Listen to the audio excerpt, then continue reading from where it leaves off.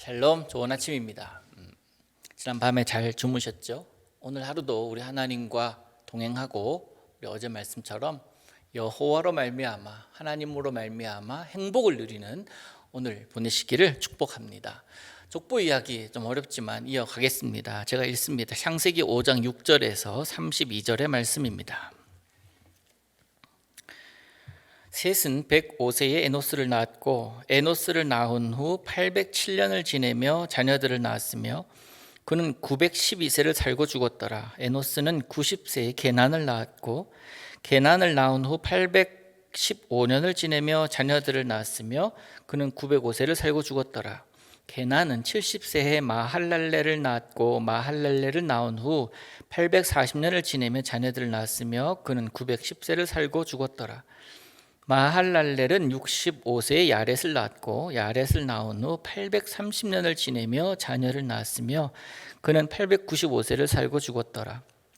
야렛은 162세에 에녹을 낳았고 에녹을 낳은 후 800년을 지내며 자녀들을 낳았으며 그는 962세를 살고 죽었더라. 에녹은 65세에 무드셀라를 낳았고 무드셀라를 낳은 후 300년을 하나님과 동행하며 자녀들을 낳았으며 그는 365세를 살았더라. 에녹이 하나님과 동행하더니 하나님이 그를 데려가심으로 세상에 있지 아니하였더라. 무드셀라는 187세에 라멕을 낳았고 라멕을 낳은 후 782년을 지내며 자녀를 낳았으며 그는 969세를 살고 죽었더라. 라멕은 182세에 아들을 낳고 이름을 노아라 하여 이르되 여호와께서 땅을 저주하심으로 수고롭게 일하는 우리를 이 아들이 안위하리라 하였더라. 라멕은 노아를 낳은 후 595년을 지내며 자녀를 낳았으며 그는 777세를 살고 죽었더라. 노아는 500세 된 후에 셈과 함과 야벳을 낳았더라. 아멘. 이름은 참 어렵습니다. 읽는 것이 참 어려운데 잘 읽게 해주신 하나님께 감사를 드립니다. 어제 이어서 오늘도 족보 이야기인데요. 하나님을 떠난 자들, 그들의 모습과 하나님의 보호하심, 소위 여호와로 말미암아 하나님께 모든 공을 돌리는 그들의 모습은 판이하게 다릅니다. 역대상 1장에 가면 사람의 족보에 대해서 1장 1절부터 쭉 나오는데요. 아담, 셋, 에노스라고 기록하고 있습니다. 게한, 마할랄렛, 야렛, 에녹, 무드셀라, 라멕, 노아, 셈, 함, 야벳 이렇게 쭉 이어져 가는 계보 안에 중요한 것은요, 가인과 아벨이 없어요. 무슨 뜻입니까? 하나님께서 인정하시는 계보는 아담, 그 다음에 셋이라는 거예요. 그리고 에노스라는 겁니다. 하나님께서 아담에게 새로 주신 이 셋이라는 아들을 통해서 그것이 진정한 계보다라고 인정하고 계시는 거예요. 그리고 셋을 통해서 아들이 나왔는데 그가 누구입니까? 에노스잖아요. 에노스 때부터 사람들이 뭘 합니까? 공적 예배를 드렸다라고 며칠 전에 말씀을 드렸죠. 여호와의 이름을 불렀더라. 그래서 셋 이후의 계보뿐만 아니라 그 계보를 하나님의 소유, 하나님의 인정하시는 계보다라고 이야기할 수가 있는 겁니다. 예배 공동체에 속한 사람들의 계보가 이제 오늘 우리가 읽은 이 본문의 이야기입니다. 그들이 누구를 낳았고 몇 년을 살다가 죽었더라. 누구를 낳았고 몇 년을 살다가 죽었더라. 이것이 반복이 되죠. 이들 가운데 우리가 낯이 있는 사람들이 몇 사람이 있습니다. 그죠? 에녹이라는 사람이 있고 무드셀라 사람이 있고 좀 많이 끝에 가니까 노아라는 사람이 있고요. 이런 자들이 있는데 오늘은 제가 좀 에녹에 대한 좀 집중을 좀 하려고 합니다. 21절의 이야기인데요. 에녹은 65세에 무드셀라를 낳았습니다. 65세에 낳았습니다. 이게 기본이에요.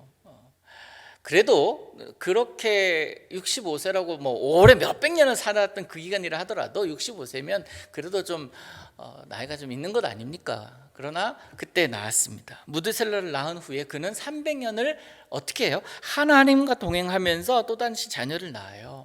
그리고 300년을 하나님과 동행하다가 하나님의 부르심, 그래서 365세를 살았다라고 기록을 하는데 그의 마지막은 죽었더라가 아니라 하나님과 동행하더니 하나님이 그를 데려가셨다라고 성경은 기록하고 있습니다. 그러니까 세상에 있지 아니하더라라고 하잖아요.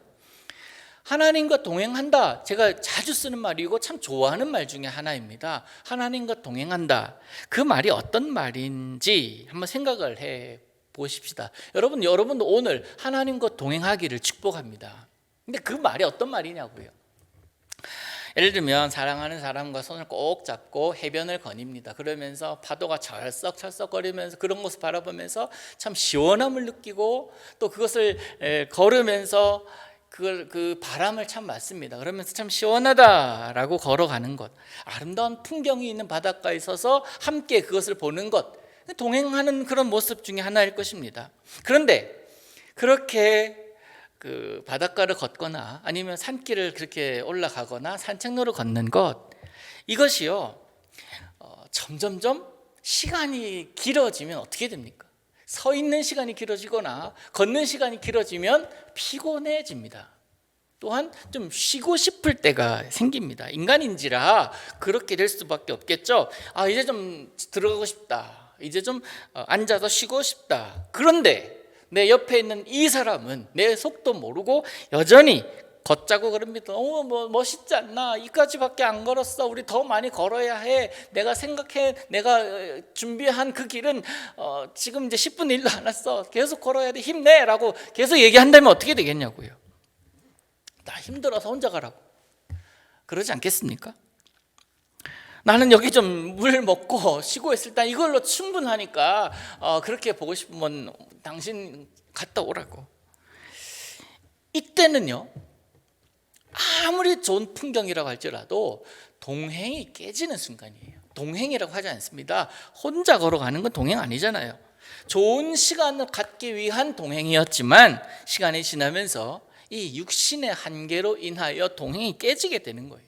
그리고 서로가 마음이 상하게 되는 겁니다. 그런데 이 동행을 사람인 에녹은 하나님과 300년을 했다고 그래요.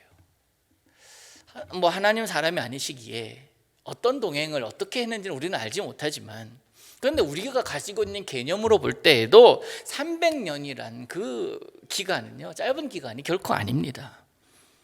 동행의 의미는 함께라는 의미 아닙니까? 그러니까 아까도 말씀드렸지, 나는 가고 싶은데 상대방이 가고 싶지 않다면 깨지게 되는 거예요. 또 나는 가기 싫은데 상대방이 가자고 하면 그것도 깨지는 거예요. 동행을 하려면 내가 원하든 내가 원치 않든 상대방이 원하는 대로 해주는 게 동행이에요. 그렇잖아요. 내 의지와 내 상황은 접어둬야 되는 거예요. 나는 쉬고 싶지만 상대가 움직이기를 원하면 움직이는 것. 그 상대가 에녹에게 누구였냐고요?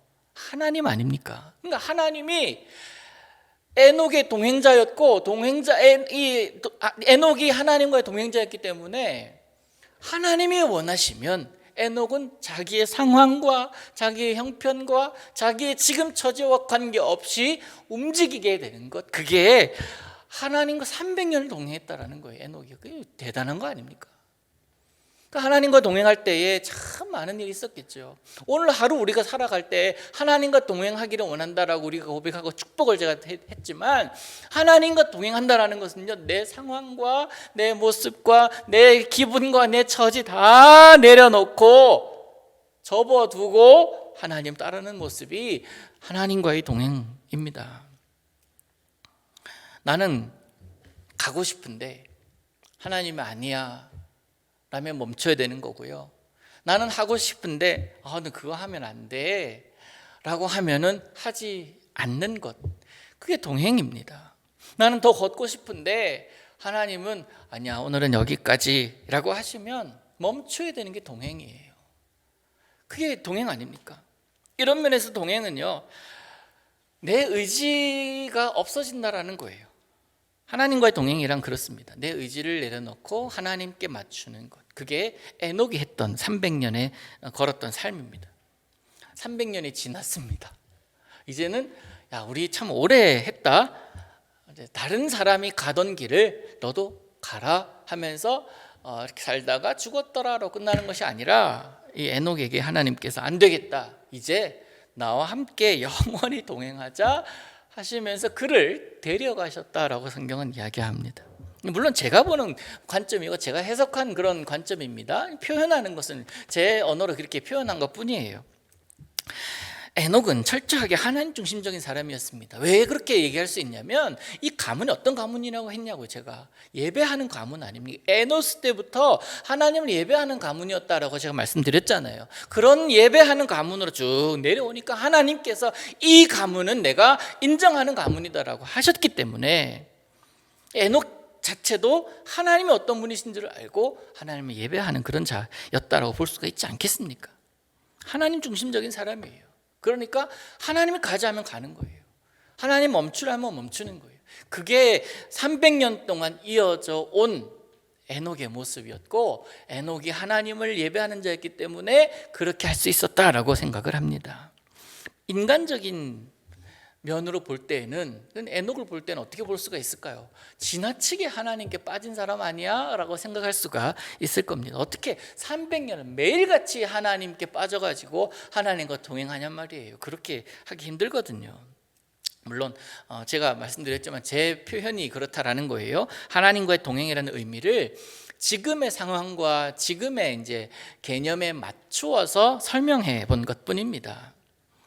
그렇게 에녹이 하나님과 300년 동행하고 또한 하나님이 데려가심을 경험했다라는 비결 하나가 뭐냐? 여러분 이걸 말씀드리고 싶어서 그래요. 그렇게 하나님과 동행할 수 있었던 비결, 하나님의 사람으로 300년을 그렇게 살아가면서 마지막 순간에도 죽음이 아니라 데려가셨다는 표현을 듣게 된 비결이 뭐냐라는 겁니다. 뭐겠습니까? 하나님을 하나님으로 인정하는 거예요.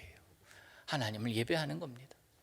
하나님을 예배하는 가문에서 태어나서 하나님을 예배하는 모습들을 어릴 적부터 보아오고 그 하나님의 살아계심과 그 하나님의 보호하심을 어릴 적부터 경험했던 것, 그리고 그가 어른이 되었을 때도 마찬가지로 여전히 하나님을 예배하고 하나님을 섬기는 그 모습 때문이 아니었겠습니까? 그래서 하나님과 동행하시기를 바랍니다 라는 축복은요, 하나님께 예배 잘 드리기를 원합니다라는 말과 똑같습니다. 제가 종종 여러분에게 이 말씀 드리잖아요. 삶으로 드리는 예배, 이게 그냥 주일날 와서 이 시간에 예배를 드리는 이것이 아니라 내 삶에서도 예배드림, 내 삶에서도 하나님께서 원하시는 것이 무엇인지를 정확하게 분별하여서 그 원하심대로 살아가는 모습, 그거 잘하자라는 이야기입니다.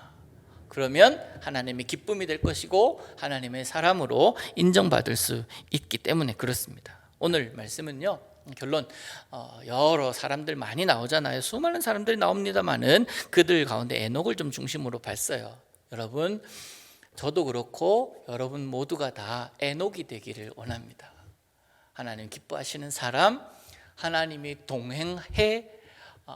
동행하고 싶어 하시는 사람, 그래서 하나님의 참 기쁨이 되는 여러분 되기를 원합니다. 또한 여러분의 자녀들이 서 있는 그곳에서 에녹 되기를 원합니다. 그러면 여러분 무슨 걱정이 있겠습니까? 하나님이 동행하시는 사람 누가 건드리겠습니까? 여호와를 떠나서 자기 마음대로 살고 서로 물고 뜯고 싸우는 그런 불행한 인생, 위험한 인생이 아니라 하나님을 예배하고 그 하나님과 동행하는 그런 가정, 그런 가정이 여러분의 가정이기를 축복합니다. 에녹의 걸음이 여러분의 걸음이 되고 여러분의 가정의 모습이 되고 여러분의 자녀들의 모습이 되어서 하나님과 동행하는 것이 이런 것이요 라고 여러분의 주변에 보여줄 수 있는 그것이 바로 여러분의 일상이 될 수 있기를 우리 예수님의 이름으로 축복합니다. 기도합니다. 하늘에 계신 우리 아버지여, 이름이 거룩히 여김을 받으시오며 나라에 임하옵시며 뜻이 하늘에서 이룬 것 같이 땅에서도 이루어지이다. 오늘날 우리에게 일용할 양식을 주옵시고 우리가 우리에게 죄 지은 자를 사하여 준 것 같이 우리 죄를 사하여 주옵시고 우리를 시험에 들게 하지 마옵시고 다만 악에서 구하옵소서. 대개 나라와 권세와 영광이 아버지께 영원히 있사옵나이다. 아멘.